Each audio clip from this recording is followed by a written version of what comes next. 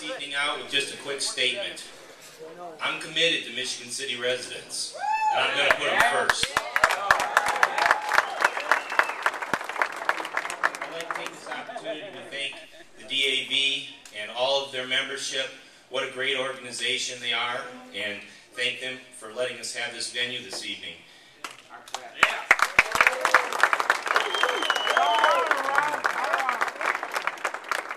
And if you are going to be in a place like the DAV or the VFW, you'd be remiss not to say anything about the men and women who are overseas in uniform right now, who are really putting their lives on the line and at risks for all of us. We forget about them as we go by in our daily life, but I'd like to thank all of them, and we need to keep them in mind this evening because they really...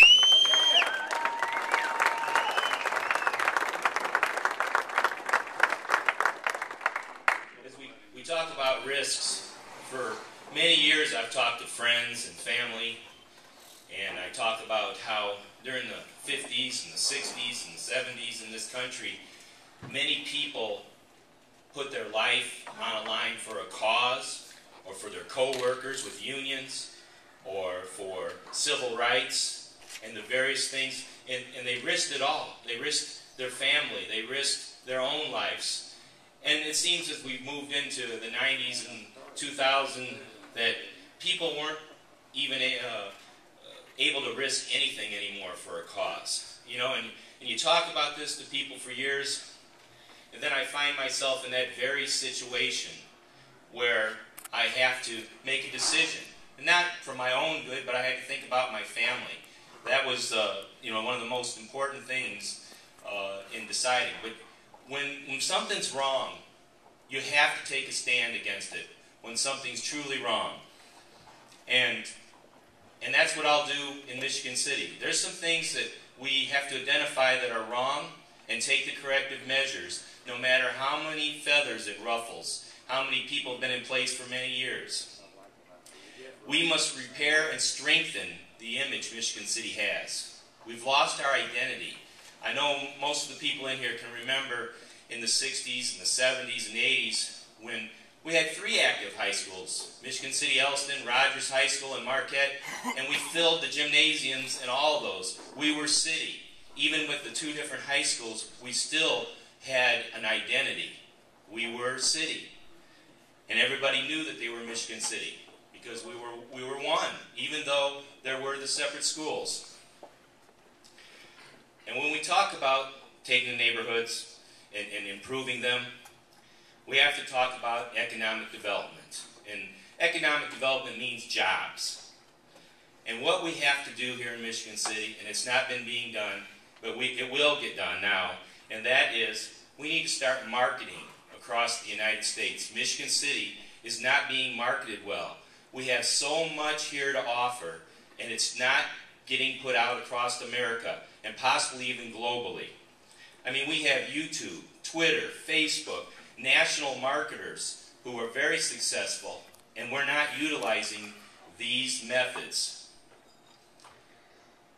We have to start using them. As you can see, just on YouTube and Facebook, quite quickly you can connect with people all over the United States. And as we talk about that, here's another thing that our economic department has to do. We have an untapped resource, and that would be all of our graduates who have come out of Marquette, Elston High School, Rogers High School, and now Michigan City High School over the last 40 or 50 years. Think about our top 100 students who they graduate from high school, majority of them go off to college, and the majority of them never return to Michigan City. But they are out there, and many of them are in very successful businesses. They belong to corporations, they're part of pharmaceutical companies, and they're part of logistics and things all over the United States. We need to have a gigantic class reunion and talk to these people and look at what they're doing, what resources they can have that they can offer Michigan City. Many of them may have a direct connection to a CEO of their company. Maybe they are the CEO of their company, and they would like to move a branch into the Midwest. So I think we have to explore that. Particularly, we have to look at the marketing of Michigan City. We have a lot of industrial parks. We have Lake Michigan. Tourism is going to take care of itself. We cannot rely on the tourism completely. We must look at industrial jobs. For instance, like I said, pharmaceutical companies, logistics. We're located by I-94, I-90. We're 20 miles from the Port of Indiana. We have rail available to us.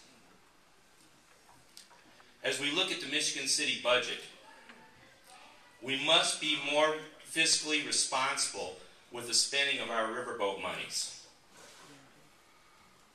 And when I say that, I'm talking about some of the extravagance that I've spoke about in the past. I think it was irresponsible of us to take over Michigan Boulevard from the state of Indiana. We took over 4 lanes of 4 miles of highway that used to be maintained by the state of Indiana. Our state taxes take care of that. Was it questionable in the condition that the state kept it in? Yes. But we should have worked with the state to maintain portions of that. So I thought that was a big mistake, and those are the type of mistakes that cannot continue to happen. But we do have it now, and we will have to take care of it and maintain it. We have plenty of parks in Michigan City. We're spending too many riverboat dollars in new parks, and maybe some of that money should be going to maintain the existing parks and get those into condition. And that is going to be a part of my platform all along the way. We need to maintain what we have in place, not constantly bring on new. There's a lot that needs to be done on that. There's been some created jobs in city government that are quite questionable, that we could probably be utilizing those monies for summer work programs for our youth.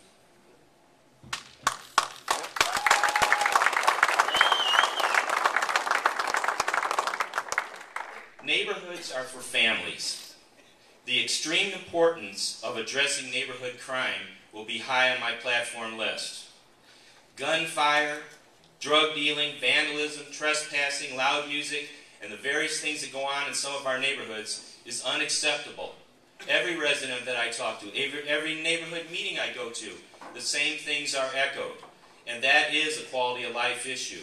That's what other people outside of our community look at when they are thinking about moving here or perhaps investing in a business or investing in our community. I will accommodate the police department in every way possible and working with the city council to do so.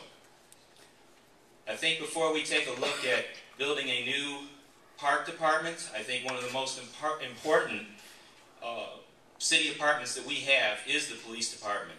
For 20, 30 years, they've been promised a new building. I think that needs to be addressed. A new state-of-the-art facility for the police department and located in a different spot than where it is right now. I would create special districts within the existing police districts. We know during summer months and during peak hours and peak days where the majority of crime happens in our neighborhoods. And so we already have very large police districts. There may be areas where we need to put a squad car with 2 officers in it so they can control a 4, 5, 10 block area to help reduce the crime in these areas. And the police presence itself will help that issue. But we do and always are going to need the neighborhoods to also want to take their neighborhoods back.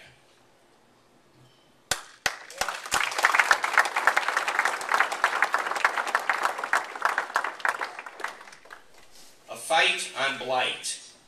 A clean city is an appealing city. There is no reason that we can't have an all-out campaign on cleaning our city up. There should not be trash piles along the sides of the streets and in alleys. We can address the dilapidated buildings throughout our city just as we have in the 3rd Ward. We've taken down 167 structures in the last 7 years in the 3rd Ward. These structures were used for vandalism, drug dealing, and so they were a nuisance to the neighborhood. And we know many of our neighborhoods have these now. If we can't get them remodeled and fixed back up for living standards, then they need to be taken down and raised. And the vacant lots that occur by this need to all be mowed and maintained. There's no excuse for overgrown lots.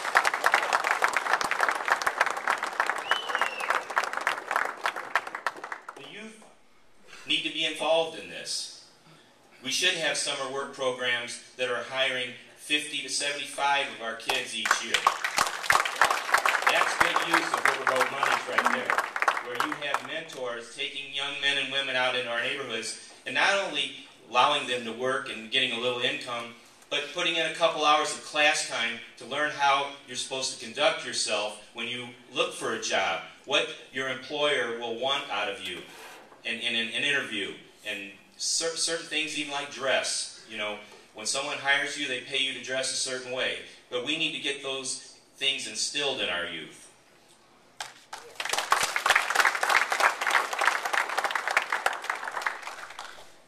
As we repair and strengthen Michigan City, the youth must be part of that equation. The City of Michigan City must be in a true partnership with the school system, not just on a piece of paper or in some symbolic way. I know that I would be totally committed to working with our new superintendent. I've liked her idea and also have discussed this idea of working with local businesses to create internships for our high school young men and women. So there's no better training than on-the-job training. Some of these jobs may not be compensated, but to be in an internship, for instance, in our local factories or in local businesses, local radio stations, what great experience these young men and women would get. And they would be able to carry on with them as they create a resume, as they do get into their first jobs. This gives them something to get into the door with, and it also exposes them to the real world of what really goes on. They get to talk to the people that are unloading trucks. They'll get to hear from the various variety of workers in these places and get inspiration. They may even find some other avenue that they may have not explored and want to, take that choice. I'm not going to keep you very long tonight because I don't like to listen to politicians talk for a long period of time or anything like that.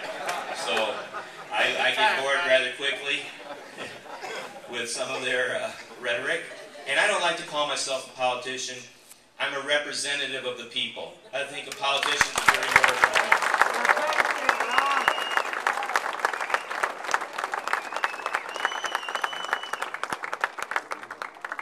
So in ending, I'd like to thank the people that helped make tonight possible.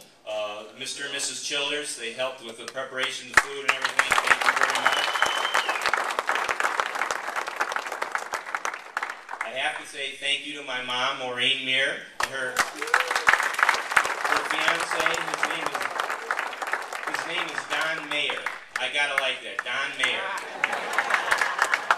He'd have to call me Mr. Mayor, and I have to call him Mr. Mayor. And I have to talk about my wife, Agnes. She is always behind me. And believe me, that whole battle that I went through in my life with the sanitary district a year ago that I put behind me for the most part, I couldn't have done it without the support of my wife and my family. So thank you very much. And very quickly, I'll just talk about my campaign committee. My campaign chairman, Mr. Larry Silvestri.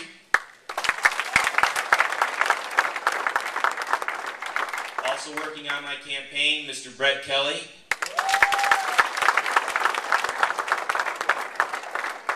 And my treasurer, way back in the corner, Sharon Carnes.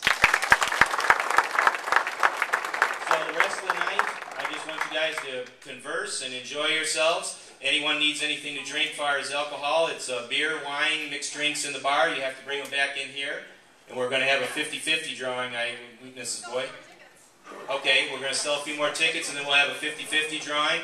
But everyone's welcome to eat some more. And like I say, enjoy your evening. And I thank each and every one of you for coming out and supporting me tonight. Thank you very much.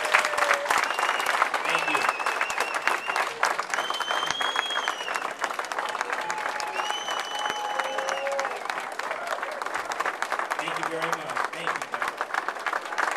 Meer for Mayor! Meer for Mayor! Meer for Mayor! Meer for Mayor! Meer for Mayor! Meer for Mayor! Meer for Mayor! Meer.